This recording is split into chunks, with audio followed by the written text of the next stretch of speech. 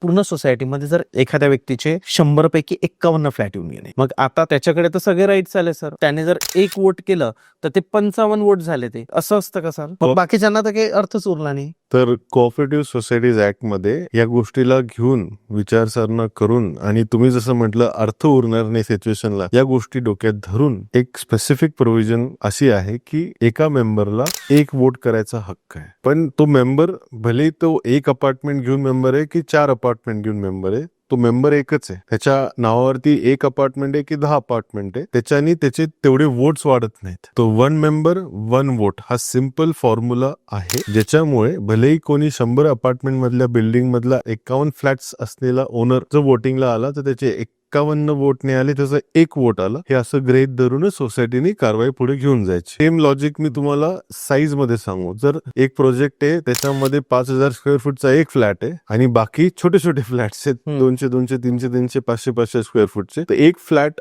5000 square foot वाला just because त्याचा 5000चा जागा आहे आणि जी मेजॉरिटी पेक्षा ती जास्त मोठी, त्याच्या साईज नुसारही तो ते डिक्टेट करू शकत नाही. त्याची इरेस्पेक्टिव्ह जागा किंवा इरेस्पेक्टिव्ह ऑफ ओनरशिप्स, जर तो एक इंडिव्हिज्युअलच्याच नावावरती मल्टिपल फ्लॅट्स आहेत तर तो एकच मेंबर झाला आणि त्याचं एकच वोट काउंट होईल. पूर्ण व्हिडिओ बघण्यासाठी YouTube वर जाऊन बँटर विथ चेतन सर्च करा.